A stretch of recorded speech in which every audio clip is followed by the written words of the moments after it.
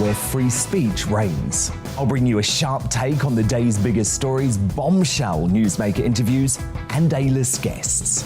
And I guarantee you, no spin, no bias, no censorship, and no reason to go to bed. That's Dan Wootton Tonight, Monday to Thursdays from 9 on GB News.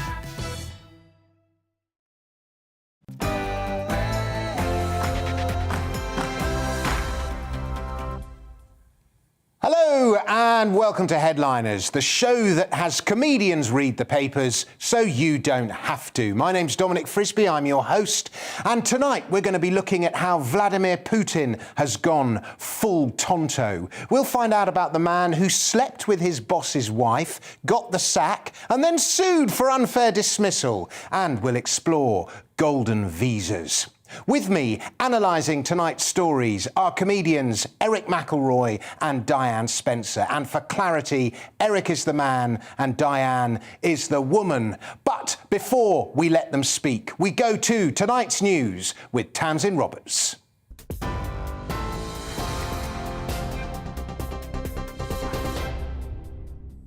Dominic, thank you. Good evening from the GB newsroom. In the last hour, Ukraine has requested an urgent meeting of the UN Security Council after rebel leaders in the country asked Russia for military assistance.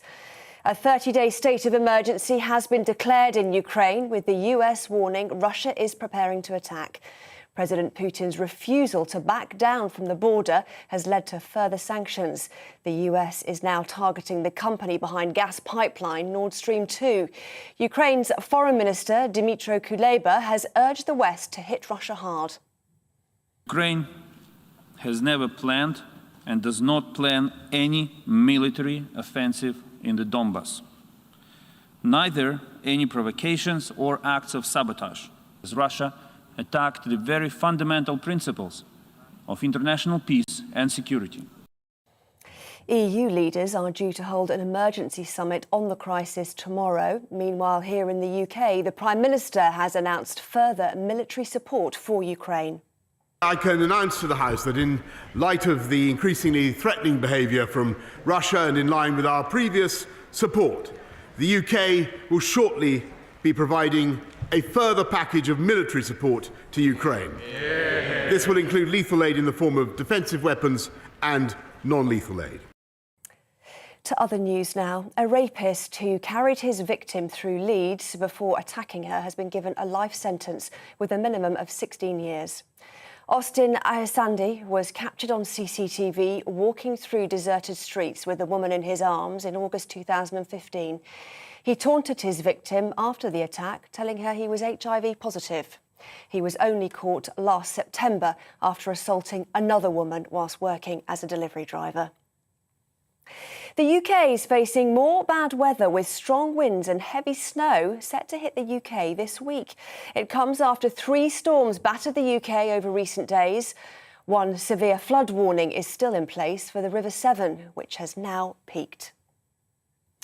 Prince Harry has launched a High Court libel action against the publisher of the Daily Mail.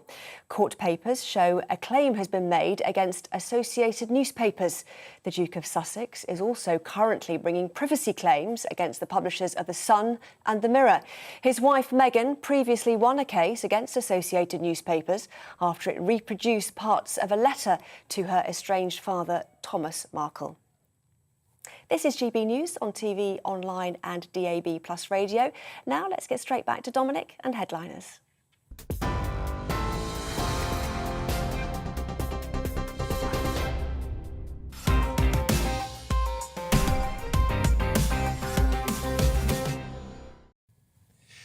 Hello and welcome to Headliners, the show that looks at tomorrow's papers tonight, or today's papers this morning if you're watching the 5 a.m. rerun. And if you are watching the 5 a.m. rerun, well done for getting up so early. My name's Dominic Frisby, I'm your host. My pronouns are me.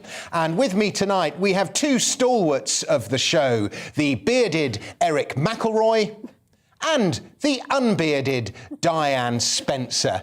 How are you? Good. I must say, not wearing the beard suits you, Diane. It's great to see you beardless. How have you? Have you both had a good day? Are we all?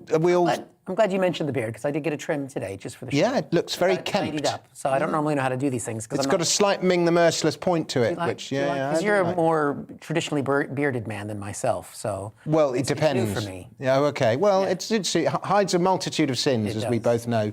Are you all set to give your insight into the man whose biographies you've made more biographies of than anyone ever? I'm talking about Vladimir Putin, by the way. I thought you were going to ask me about my hair removal process today, and I was going to say it went very well, thank you, but nobody can tell. Well, I was going to ask, and then I was advised by the producer to leave that. Right, as ever, we start with tomorrow's front pages, and first up is the Daily Telegraph, which leads with Sunak vows to slash tax burden. I'll believe that when I see it. We move on to the Independent, which has world faces moment of peril, says UN, and there's a picture of Vladimir Putin. And also, UK oil and gas drilling must end, ministers told. That is the government's climate advisors. I mean, that is just so extraordinarily dim-witted. Oil supplies from Russia and gas set to end. UK oil and gas drilling must end. Oil energy prices at record high. UK oil and gas drilling must end. The dim-witted government environment agency there. State of emergency in Ukraine, says The Guardian, as US warns Putin ready to invade. There's also the story about student loan payments extended to 40 years, which we shall also be covering. The FT is next. Brussels hits Putin's inner circle as US hardens invasion warning. We'll, of course, be talking about that. And Britain should bring forward tax rises to head off inflation, IMF tells Sunak. Oh, I mean, who gives that advice? See me. Right, the Daily Mirror is next. Welcome to hell. That is the warning from the Ukraine. On to the Times, which has students set to shoulder 100 grand bill for degrees. That's the Treasury changing the law to further screw over students. We also have public transport drops mask rule as Delta infections die out. We move on to the Express. Hell-bent, no stopping Putin, says the Express. We move on to the Metro, which has Putin's gone full Tonto. That's a story we'll be covering. That's the words of the Defence Secretary. And finally, the Star, which has the same headline as the Metro. We wonder, sometimes the Metro and the Star have the two best headline writers,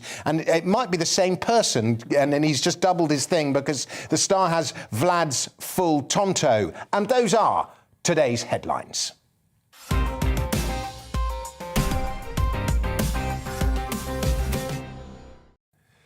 So, for our first story, Eric, a state of emergency has been declared in the Ukraine. Grad rockets are falling from the sky.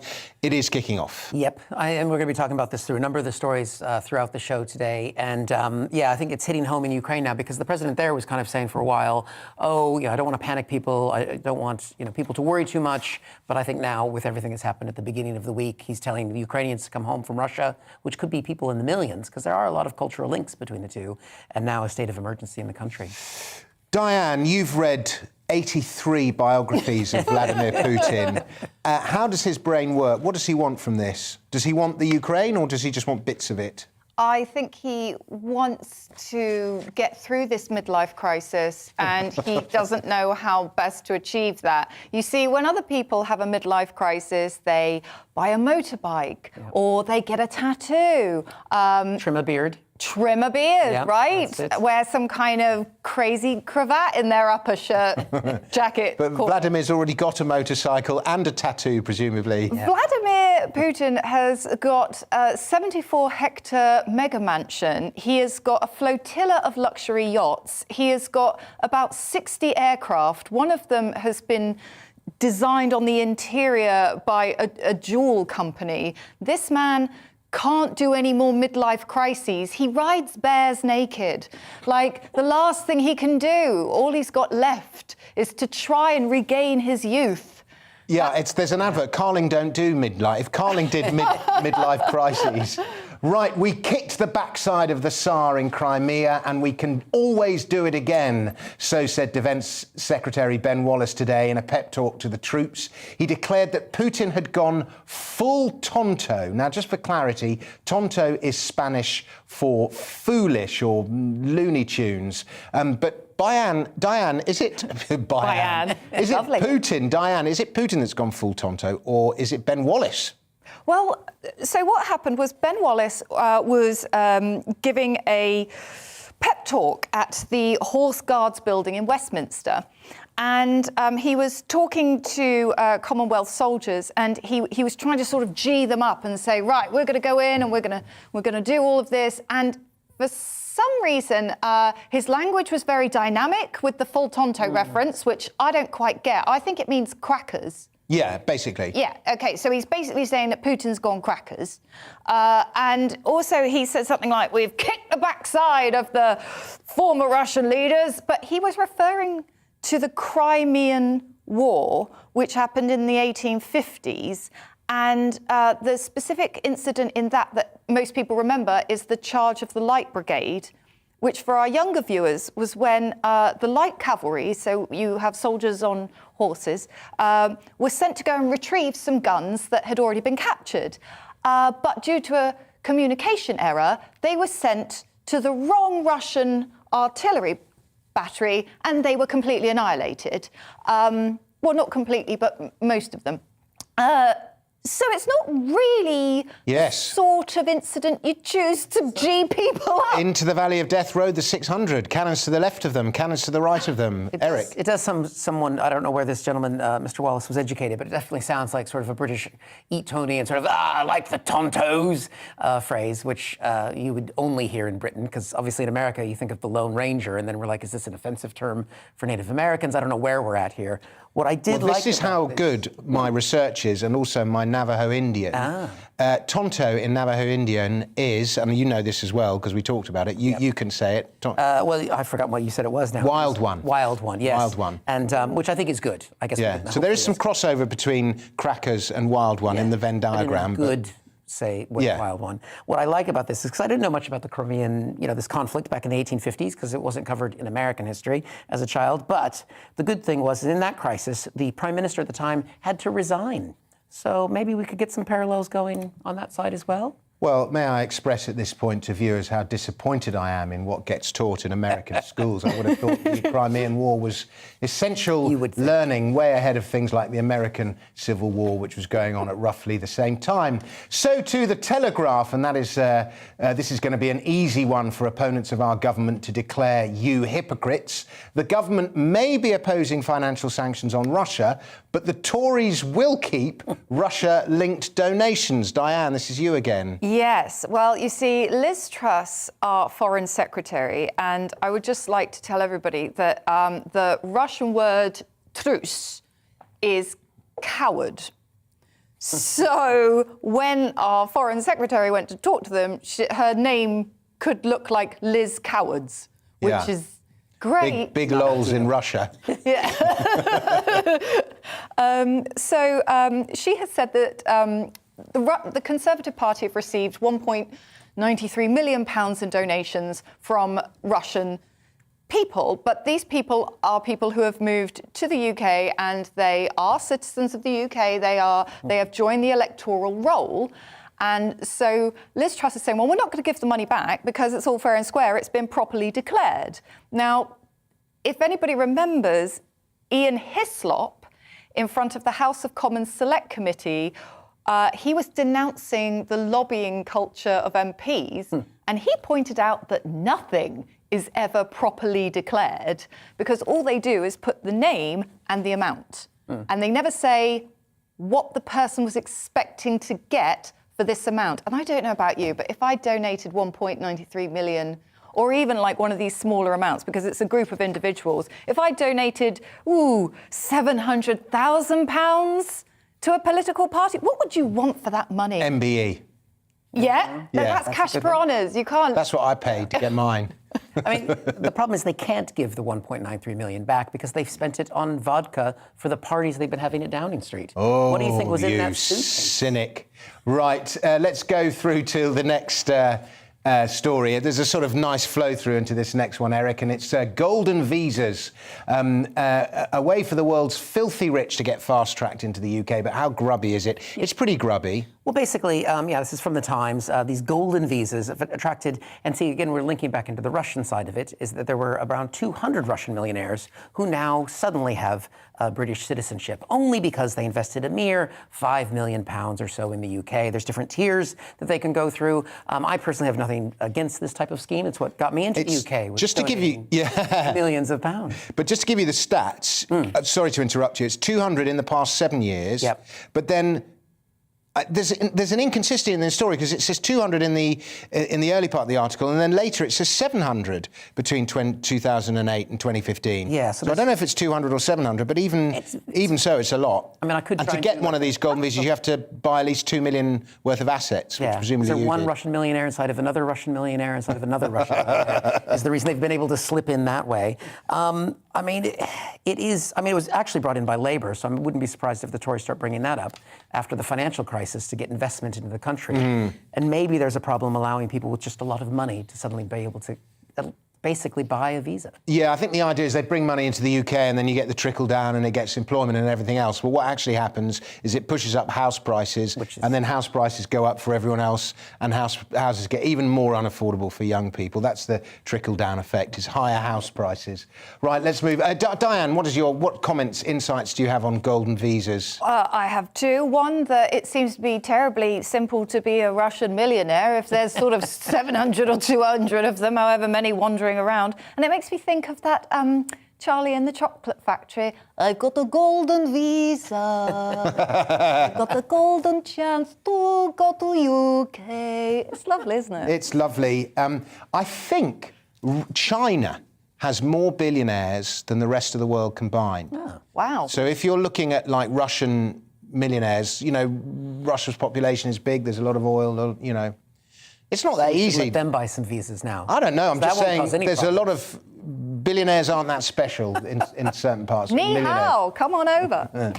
Right, The Guardian now, and we're back to Partygate. Boris wants to give his side of the story after the Met investigation. Eric. Yes. This one's yours. So yes, Johnson says he wants to wait, of course, till after the police investigations and after Sue Gray, and he wants his chance to say his side of the story. Now, based on Boris's personal life experience that we know of, I would imagine he's had to give his side of the story a number of times to his wives, girlfriends, and has got very good at it. And gotten very, very good at it. We've gotten a little bit of a peek of the questionnaire that he was given under caution, or that's been given out to various people in Downing Street. Some of the questions that were there, people have been saying allegedly no comment to quite a few of them, so they don't get themselves in legal trouble. Things like, what was the purpose of your participation in the gathering? No comment. Now, I know Boris didn't do these in person, but I would imagine if Boris doing it, I could just see him going, no comment, wink. Just the next question, did you interact with any people while you were there? No comment, wink. I just can't, he wouldn't be able to keep a straight face. I love the fact he had to do it in writing. Yeah, I love the fact that he was able to get legal advice when filling in the questionnaire. Nobody else could afford it. But he had to pay for the legal advice from his own money rather than government money. $2 million sitting around from some people, maybe. Yeah, well, Diane. I just feel like he's a lying liar who lies. That's how I feel about Mr. Boris in this particular story. I just don't know why they don't ask questions to purposefully catch them out. Like, did you like the cheese and pineapple on the cocktail sticks? There was no cheese and pineapple. Oh. Yeah. Like, I've been rumbled. Exactly. Well, I'm going to defend Boris ever so slightly here because, I mean, I know there's loads of hypocrisy and all the rest of it, but when he says that, what's his word, there was a coordinated campaign to get rid of him and this story was the vehicle by which to do that, I think there's a great deal of truth to that. So I'm quite interested to hear his side of the story, and I'm going to reserve judgment, even though I've declared many times that he should go. That's for other reasons. But but on this one, I want to hear his. Yeah. No, I just want to hear his side of the story, and then call for him to go. The birthday party was a trick, so that people could bring it up later. No. I know it's grossly hypocritical and all the rest of it, but this is being used as a coordinated attempt to get rid of him. Yeah, but it's such a simple scandal. That's why I think it's sold, so many papers and everything else, because people get it. Versus, should they be taking millionaires from Russian as donors? That gets all complicated. Can I tell you something really crazy about Boris Johnson, Donald Trump, and Xi Jinping? They are all Geminis. Nothing wrong with Geminis. You're a Gemini. Yep. We have one here. Oh, my God. He'll be presenting the show 7 nights a week from tomorrow if we're not careful. We're going to stay with The Guardian next, and a lot of people are not happy about this new scheme that prevents students from getting student loans if they fail maths and English at GCSE, Diane. Yeah, so this has come out of the very long-awaited Auger review. So as far as I can tell, the Auger review done by Philip Auger was supposed to be an independent report about post-18 education, and then they came out with all of these recommendations, and this happened back in 2019. So the minimum GCSE threshold for student loans. So basically, if you don't get a grade 4, which is a pass in maths or English, you are then going to be cut off from applying for higher education loans.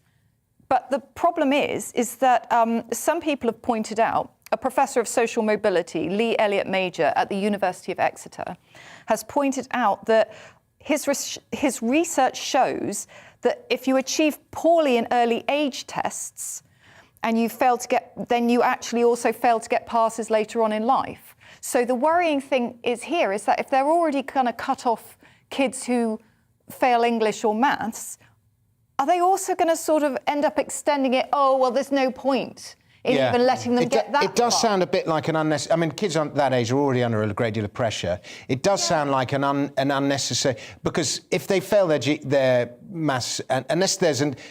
It sounds like a one-size-fits-all rule, and most kids who fail their maths and English are probably not going to want to go into further education, but there will be exceptions. There will be reasons, and presumably they can retake. Do we know if they can retake? Or? We don't know, but you could fail English and still pass maths. Or vice versa. Or vice versa. And You could go and be there's all sorts of things, Yeah. So I think it's a bit treating something with a hammer that doesn't need a hammer to it. But I think it's idiotic is what it is. That's the word I was looking for.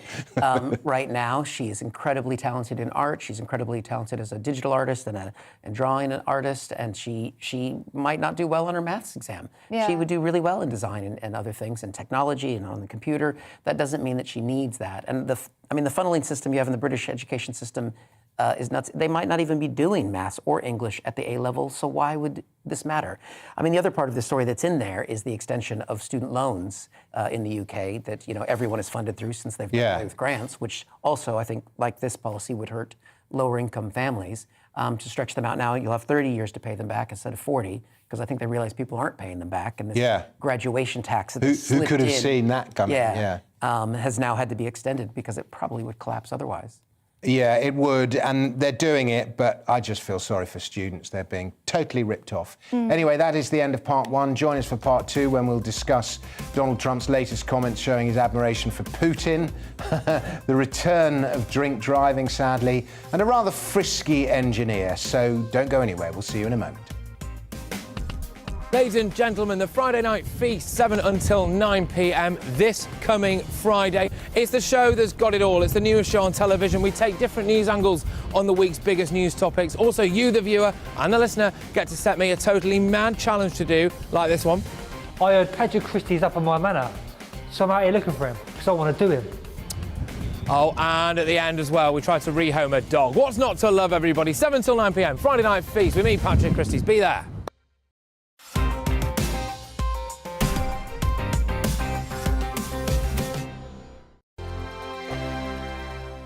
GB News is the UK's home of discussion and debate from all perspectives. To stay up to date on the latest stories, make sure that you subscribe to the GB News channel right here on YouTube. You can watch us live 24/7 across the whole world. You can also check out exclusive content and catch up on previous episodes of your favourite shows. Every day, we ask the questions that you'd ask, so why not add your voice to the conversation in the comments section? Don't forget to subscribe. We are GB News, Britain's news channel. Every night at 11 on GB News, we bring you the next day's stories the day before. Basically like time travel. If it's a big story, we'll cover it, guaranteed. But we'll also have some fun along the way. Big opinions, big laughs. Sometimes big hair. This is Headliners, the paper review show that won't send you to sleep like the others will. 11 p.m, 7 nights a week. Join us.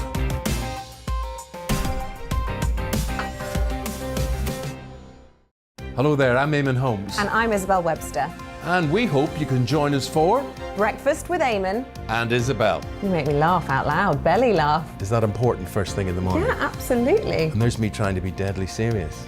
News is a serious business. Yeah, I have to rein you in sometimes. Well, it doesn't stop us laughing at it. It doesn't stop us having an opinion on what's going on. Yeah. And it certainly will not stop us reflecting what you think. Weekdays from 6 to 9:30 on GB News.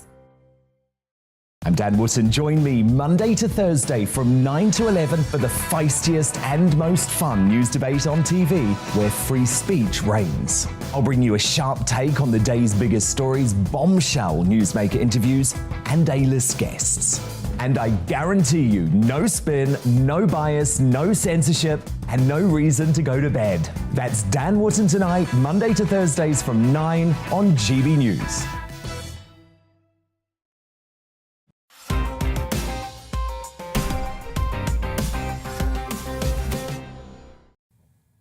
Welcome back to Headliners with me, Dominic Frisby. With me looking at the papers are Eric McElroy and Diane Spencer. And this next story from The Guardian, Diane, about COVID fraud. It was one of those stories, it was so obvious it was going to happen, but even so, the numbers are quite extraordinary.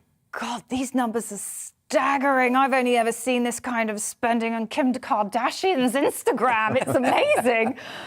So a report from the Public Accounts Committee, which was published on Wednesday, has said that the Treasury should, by hopefully the end of the year, fingers crossed, gang, they need to get the calculator out and just estimate, which I think is a great word because it's so loose, just estimate the fraud and error losses across the COVID-19 emergency loan schemes. Because and how much they intend to recover. Now, I think that the two items should be the same, but apparently not. So this is in The Guardian, and the government guaranteed or gave out loans worth 129 billion. That's like, for Kim, that's like 3 pairs of shoes at once. I think that's more than a tenth of its annual spending, if you care. I think its annual spending is about 800 or 900. It's probably about $1 trillion now. So of the Kardashian spending. Both. I think. I think the Kardashian spending is half of US GDP. Yeah, something like that. Yeah. Anyway, sorry, carry on. And the reports from the crime bankruptcy agencies have shown that some loans were used, you are not going to believe this, to fund gambling, luxuries, home improvements. Can you believe that? Somebody has taken out a furlough scheme loan, which they shouldn't have, and they've gone, I'm not supposed to have this loan, but while I've got it, I'm going to redo the bathroom, I'm going to put some shelves up. I know loads of people who just took a loan and bought Bitcoin with their loan. You do. Yeah. You know so many criminals. It's not criminal. One of those people. Well, you might be sitting. You might be looking at one of them. But I mean, this was. I also know loads of people in the had little sole trader limited companies who were just like, well, I'm just going to borrow the most I can and go bust. And there's this figure: there's 16 billion in fraud from the bounce back loans, and then another 21 billion in loans to people or businesses who will be unable to pay it back. Yeah. And there's loads of people that just borrow what they can and go bust. Yeah, but 21 It's an extraordinary amount billion. of money. I can't even begin to think that's okay. Yeah. I think the reason they called it a bounce back loan is they knew that the checks would be bouncing as they paid them back. It's my pun. Well done. I put it in there. The Independent is... Well done, Eric. And well done. I'm proud of you. The Independent is reporting on a rather disappointing development, the return of drunk driving. Yeah, this is not a funny story. Unfortunately, drunk driving has hit an 11-year high in the UK. Apparently, people are coming back out of lockdown with some bad habits because they've been increasing their drinking, and now they're... That's what they're spending their bounce-back loans on. Their bounce-back loans on. Which, I mean... because my perspective on drink driving, because in the U.S. it is so prolific, and even this day and age, I know people who are still drink driving in the States. They say the infrastructure's not good enough, or they just now with Uber there's no excuse, and there shouldn't be here. And I think the fact, there were 220 people killed, and it was 2020 based on drink driving or alcohol-involved collisions, and it's just an awful thing to happen. But how that can seep back into the society here, it's so nice that people don't do that. Because in the U.S. you've got drive-up liquor stores. In some states, in Missouri, everyone in the car except the driver can have an open beverage, which when that happens. Yeah. It's like in those films you see, and they're all drinking cans and waving at people as they go by. To see that bad habit creep back into the UK is tragic. It's awful. I think people massively underestimate what a car is. Where, even a small car is sort of a 4-ton piece of equipment that is filled with flammable liquid, which to make it move, you have to set fire to the flammable liquid. Yeah. And then you're in charge of this 4-ton piece of equipment, which can go at speeds of up to sort of, I mean, even in the micro, I can nearly get up to 55. Not in London, but yeah. But that's what amazed me. The amount that we drink in the UK and the fact that drink driving generally isn't done is a miracle. Yeah, the one thing I would say is there's this sort of weird thing, is like if you do jokes about drink driving in a comedy club, there's something intrinsically funny about it. And I guess it's because it's so wrong, but it just makes people laugh. But at the same time, if I lost a loved one or even myself to somebody who was just drunk driving, I can't imagine the rage I would feel. May I just add something to this? I used to know a farmer, because I grew up in Dorset, and he knew that drink driving was wrong, so he had a horse, and he rode his horse to the pub, and then after he had a couple, as long as he could get back on the horse got him home, because the horse was sober. So and the horse knew the way. If you're ever tempted, don't do it, but do think about getting a horse. Yeah, instead of having those scooter drivers who drive you home, you can phone us, we'll get a horse instead. Right, the next story from The Times seems ridiculous and irritating in equal measure, Diane. Yeah, but you're going to defend Boris, so, right? Well, you don't know. No, I do know. You just said it earlier in this programme. No, I just wanted to hear his side of the story anyway. So the police were actually called to Number 10 after a partygoer set off an alarm. So during one of these many parties that are being finally investigated by the Met. This one was December the 18th of last year, so it was a legal party, this one. This was legal, was it? I think so. Oh, OK. So gathering on December the 18th, 2020. Oh, no, 2020? Yeah. No, then it wasn't. No, it wasn't. This is a naughty party. Oh, this is a naughty party. OK, right. Attended by about 50 people. And so an alarm was accidentally triggered by a partygoer. At first I thought, oh, we've all done it. We've gone into the disabled toilet and yanked the wrong cord and gone, the light's not working. But no, this was, a silent alarm was triggered. And to be honest with you, if I was at one of those parties, the silent alarm would have been going off in my own head, never mind on a desk somewhere. So a police officer turns up, sees the party, but doesn't do anything to do with the party, instead says, oh, I only deal with terrorist incidences. It's like, oh, my liege, well, thank you so much for coming down to potentially... I'm sorry there are no terrorists for you. Cheese and wine.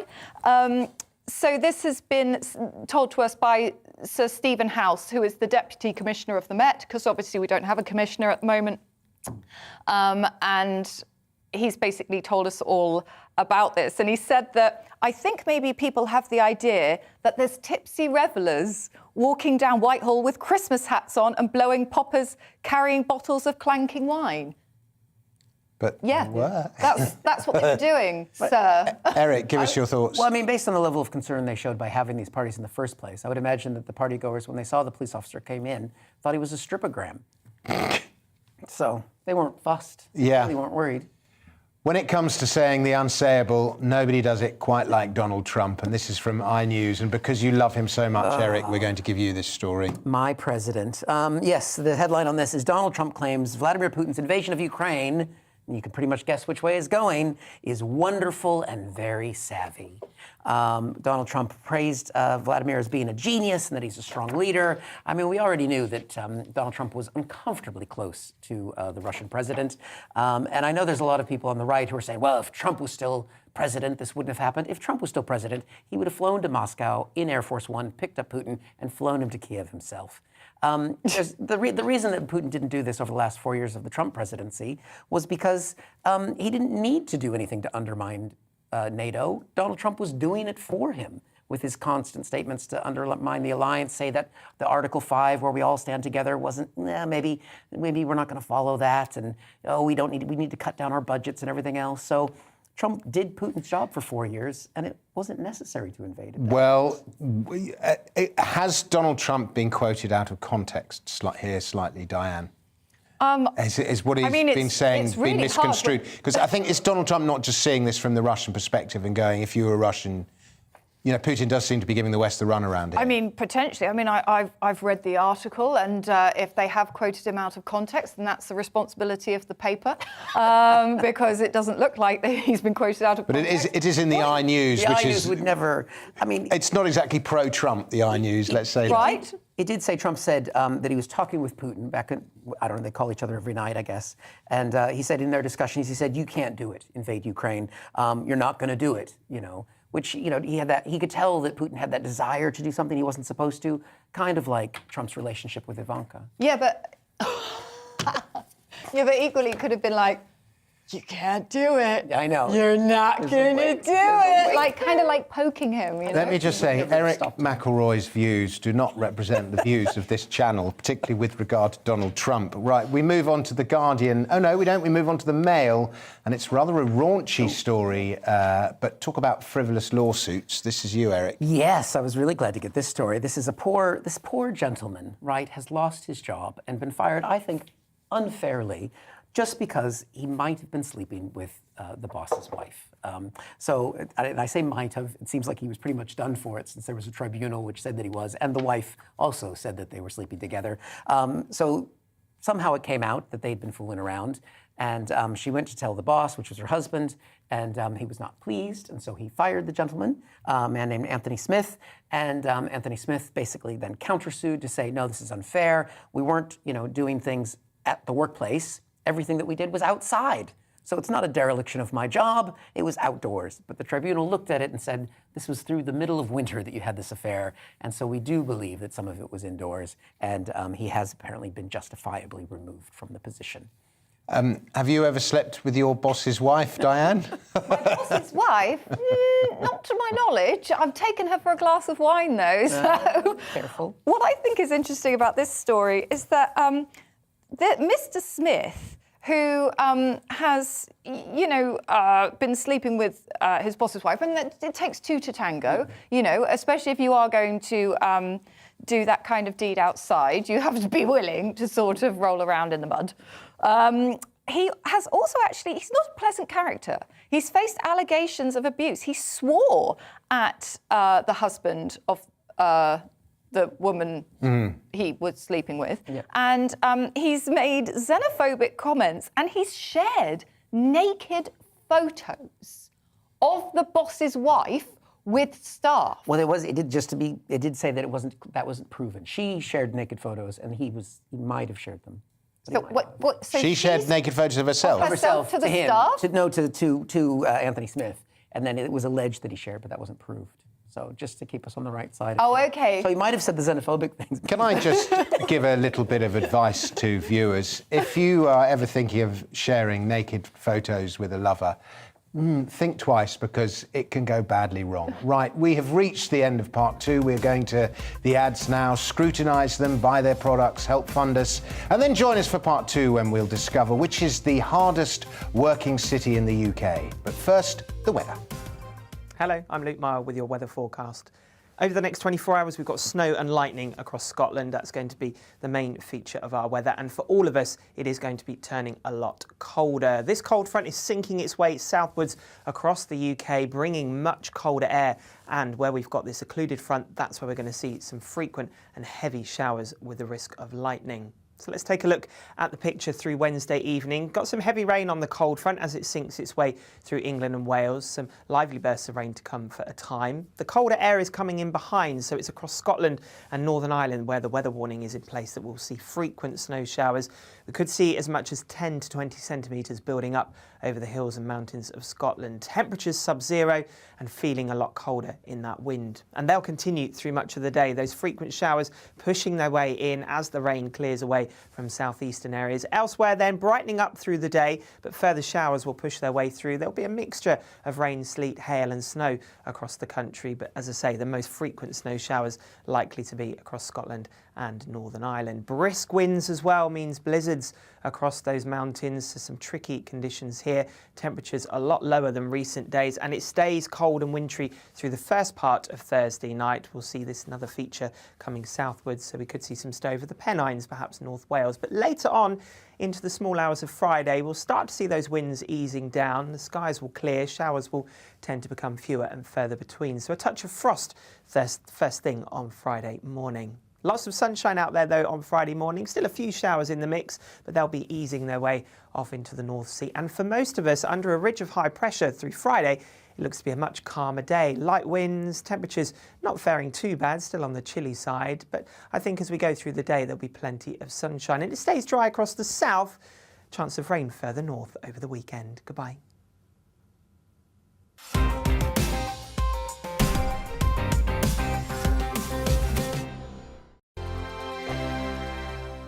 GB News is the UK's home of discussion and debate from all perspectives. To stay up to date on the latest stories, make sure that you subscribe to the GB News channel right here on YouTube. You can watch us live 24/7 across the whole world. You can also check out exclusive content and catch up on previous episodes of your favourite shows. Every day, we ask the questions that you'd ask, so why not add your voice to the conversation in the comments section? Don't forget to subscribe. We are GB News, Britain's news channel. Every night at 11 on GB News, we bring you the next day's stories the day before. It's basically like time travel. If it's a big story, we'll cover it, guaranteed. But we'll also have some fun along the way. Big opinions, big laughs. Sometimes big hair. This is Headliners, the paper review show that won't send you to sleep like the others will. 11 p.m, 7 nights a week. Join us.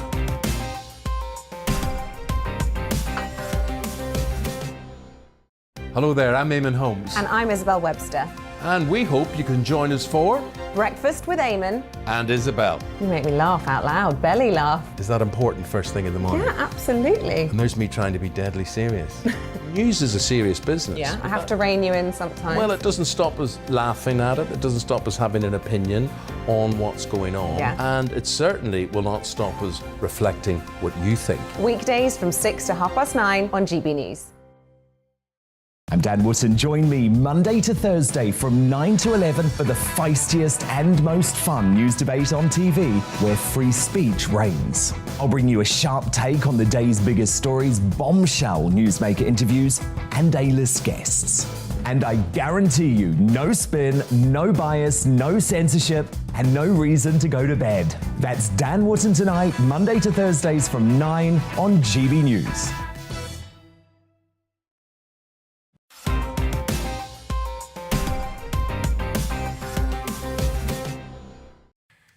Welcome to part 3 of Headliners, the part where we look at some of the weirder stories from the papers. I'm Dominic Frisby. With me are Eric McElroy and Diane Spencer.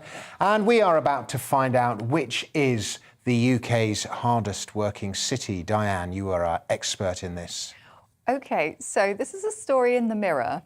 And they've done a study polling 2,000 office workers, revealing the different attitudes to work in the UK. And Sheffield has been named as the UK's hardest working city. Now, I've got a slight issue with this because they got the thing as hardest working city just because they spend longer hours in the office. That doesn't necessarily mean you're working hard. Like, I'm not throwing shade on the entire city of Sheffield. Can I just make that clear right now? I'm just saying that the parameters of this are a little bit odd to me.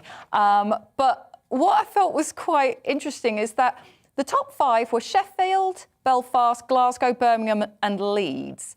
I'm assuming that when they did this poll, no one south of Birmingham actually filled it in because they didn't have time.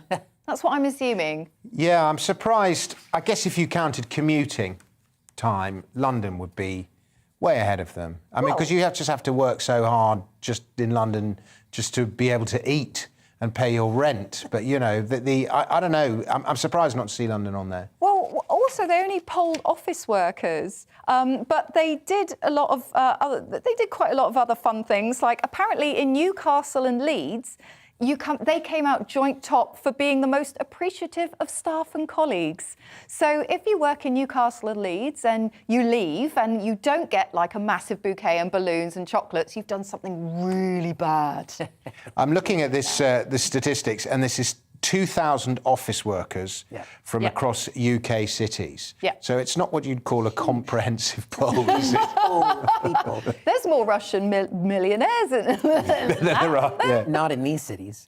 I mean, it's not one of these things where this is like a euphemism, like hardest working city is a euphemism for one of the worst cities, is it? It's not one of those, like throwing some shade on it. I'm not trying to show that because I don't want to get hurt the next time I go north of out of the M25, but it's not one of those kind of things, is it? No. I don't think so. I just think it's a load of rubbish and it's a load of filler in the Daily Mirror. That's what it is. Yeah, but at the end of the copy now. There were some quite fun things. Like, it was fun, but it was rubbish.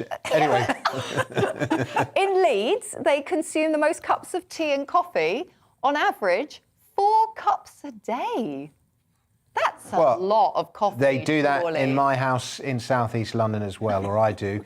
I have 2 cups of. I have way more than. Anyway, never mind. The Times is next, and 2 morals to this next story. One is that practice makes perfect, and 2, science can be amazing. Eric. Absolutely incredible. Yeah, this is in the Times. Surgeons used a 3D model of an infant's heart to practice saving her life. So this young girl, she was born premature, and she was so small. And her name was Pippa Fulton, and when she was born, she was 4 pounds 10 ounces. I was kilograms because I'm American and 2. Yeah, I mean, roughly. That makes me Canadian if I say kilograms, and they're not popular right now. But yes, they are. No, they're not. No, yes, they are. They're the good guys. Anyway, back to this. Yeah, so she was born premature last August, and so she was so small she had problems in her arteries. But to operate at that level, they were, obviously concerned because she's this tiny little thing. So they printed a 3D version of her heart, which they'd obviously been able to, build with scans and I guess not infrared, but ultrasounds and so on. And the printer printed it out so they could practice on doing it. And she's been able to go home recently. And they practiced operating on the 3D model for 6 months, I gather. It was absolutely incredible. Talk about dedication. Yeah, and if you can print a 3D model of body parts like that, I would like to know what other body parts. Like a little, just to get rid of the bed, Think of all the young men who could discover where essential things are located. And anyway, did you have any thoughts on this story, Diane? Oh, I just think I think it's a very wonderful story, and I think it's amazing how science has come together. Science and medicine have kind of created this thing. Because obviously, I know people who have 3D printers, and they use them for all sorts of incredible things, and they but mainly they make props, like sci-fi props and things like that. But this is so intense and fiddly and tiny and just wonderful. She had a juxtaposition of the atriums in her little heart. And I kind of hope that one day she sort of grows up and becomes some kind of artist or interior designer and sort of says, this is my juxtaposition of my atriums. Just a little wink, because, I just wish the best for this little... keep the model of the It's going to be the Tate. There'll be an exhibition called The Juxtaposition of Atriums. NFTs are back in the news, non-fungible tokens. But this is quite an interesting experiment. I don't think it's going to work. But Diane, you might have a different view. This is from The Independent. Tell us the story and then we'll discuss it. OK, so there is a father and his daughter was shot dead. And she was shot dead whilst live on air. And he wants to turn the footage of her being shot dead into a non-fungible token. Now, the reason for doing that is that a non-fungible token means that he would then own the copyright, the digital copyright. And he wants to then remove the footage from the internet. And unfortunately, this is not really how non-fungible tokens work. If you don't know what a non-fungible token is, it's non-fungible means it's not replicable. So something that's really important and unique, like the Mona Lisa is non-fungible. And a non-fungible token is kind of a digital copy of something that can't be replicated. So the idea... A digital original. A digital original, yes. So Andy Parker, that's this man's name. His daughter, Alison, was murdered with her cameraman in 2015 by a disgruntled former employee of the television station. Now, they've come up with this idea, but it's quite a desperate idea because he doesn't want to have the footage of his daughter being murdered live on air on Google, on Facebook. Yeah, on I mean, YouTube. this is the horrifying thing, is that it's being shared all over the internet, and it's being shared repeatedly on Facebook, on YouTube, other video sharing platforms. He's been in touch with those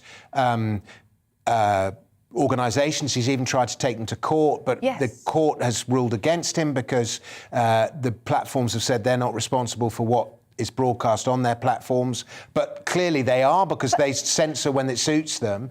So why on earth they haven't censored this? What are your thoughts on this story? Yeah, I mean, the companies are hiding behind the Section 230 of the Communications Decency Act, which is something that, depending on which side of the argument you're on at different times, people are like it or they don't, because it's what protects these companies from having to say, well, it's not our content. We just, people post and we try and take it down. And I'm sure maybe they've made a good faith effort to try, but it's everywhere. And so he's hoping this would give him the teeth to legally go after anyone who reposts it. Yeah. And to me, it's an awful story, but it would be the first time I've seen a non-fungible token be used for anything that makes sense or is good. Yeah, I mean, I've actually created NFTs, and the problem is you're selling the original work of art, but you're not selling the copyright. You don't get the right to the copyright. And so I don't think it's going to work, but I'm interested to see where this experiment goes. Anyway, we have to move on. The Times is next.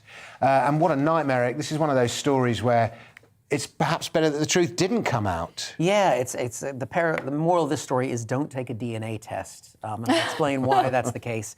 So this was in the Times. These were women that were allegedly raised by the wrong parents because they were possibly switched at birth 57 years ago. And so these two American women that were born obviously on the same day or roughly the same day at the same time in 1964. So you would think possibly tracking systems weren't as good then. I guess in 1964, that's when you go into that room where all the babies are in the same space behind the glass that you see in the movies all the time. And but the babies must have gotten mixed up somehow, went home with the other parents. Can you imagine the nurse? She's like, oh. Looking, just... Which one is it? And, you would assume it wasn't malicious, but this happened so long ago that the doctors who delivered the babies have all passed. One side of the parents who have passed. So one of the women's daughters was looking to do some genetic research, and DNA tests are really popular in the States. Yeah. We've done one, and, it's interesting facts that you get from it. But it came back... I found out I'm African. Yeah, but I've got a percent of French-Canadian in me, which is really disappointing. Anyway... they're the bad Canadians. They're the worst. But when they did the test, because it shows you links when you sign up online for the service, and they were coming back with actual named people that were all from this other family. And so they started to put things together, started then to meet up, look at pictures of each other, and it was undeniable. Imagine that, being 57 and discovering that your whole relationship with your parents, the whole thing, it hasn't been a lie, but it's... Yeah, some of the people were saying here they feel like they've been robbed of part of their lives, Diane, have you got any thoughts on this one? I do have thoughts on this because I have stepchildren. So I don't have any organic children. I have sort of the instant kind, they turn up and they already sort of know how to do things and say, hello, it's wondrous. It's a great way to do it. Oh, it's really good. But I get called, I'm the third parent. And not like third wheel, I'm genuinely like the third parent. They've got two mums and, a dad. And I just think it's a little bit sad that they're kind of, I kind of get it, but somebody said it was one of the low points. I felt like I was losing my daughter and my grandchildren too, because the biological link wasn't there. Yeah. But you can have more than a biological link. What about all the foster children? What about all the adopted children? Sometimes that link is so strong, and I think you can put a little bit too much emphasis into just because you're related. I mean, I don't know about you, but I'm related to some people that I really wish I wasn't. Like, no offence, if any of you are watching. It's the reason I live this far away from home. This next story I find highly dubious. We all know that voiceover artists and GB News presenters make the best lovers, but The Sun says otherwise, Diane. This is great. So The Sun has done... shall I call it a poll? Yes, pollsters for building materials supplier, a building materials supplier, asked 2,000 people. Why is it always 2,000 people? Same 2,000? Yeah, it's the same 2,000 office That workers. must be the minimum amount there must be some kind of tiered threshold thing, and that must be the minimal amount to get certain to credibility get or published in The something. Sun or The Mirror. And it's what job their partner did, and then to rate them in the bedroom performance. And plasterers are the smoothest lovers, followed by electricians. They're the ones who make the sparks fly. And then third, we have teachers. I mean, who doesn't want to be taught a thing or two in the bedroom? Yeah. So basically, do you think that's why plasters' overalls look like they do? I don't know. Maybe they're making pancakes like other people will be when they're having their breakfast and watching this programme. So, yep. So it turns out the blue-collar workers took 4 of the 5 top slots in this best bedroom poll done by the building materials supplier. Isn't that weird? I mean, comedian is a blue-collar job, isn't it? I don't It know. didn't even feature, Eric. I've Don't got be an ridiculous. orange color. What does that Yeah. mean to me? Number 13, mortgage advisor. How are comedians not Yeah, but on this how did list? that beat chef? A mortgage advisor. Like, you'd think that chef's got to Yeah. be good. Yeah, it's going to be. I would have thought vets would be on there, but they're not. Vets? Yeah, because Oh, they just wow. know how everything works, and doctors and That's nurses. not what right species. romance is, Dominic. It's not knowing how it works. It's an important retail Maybe assistant is on the list. I have too much of a functional attitude. We've got 1 minute left on the show. Let's do this final story from the Star, Eric. It's a terrifying in story 30 from the Daily seconds. Star. Late night sighting of a 6-foot man goat with powerful hips spooks villagers. I mean, definitely they're looking for stories to make up at the Star. This was somebody who was driving home at 2 a.m. Hopefully not. Yeah. You know, and saw someone who's about the height of a person, 6 foot tall, had powerful short legs, and seemed to move in a circular fluid motion. They've ruled out it being a slender man or a Sasquatch. So it's still out there, people. What was it? It was, well, why? A fawn? They don't know what it was. It was not a deer because it stood on 2 legs, according to this expert. This was discussed on NetMums, so you know it's true. Well, on that note, ladies and gentlemen, I'm afraid that is all we have time for. Thank you very much to our guests, Diane Spencer and Eric McElroy. Thank you to you very much for watching. Headliners is here every night, and I will be back at the same time tomorrow with more Headliners. Until then, cheerio.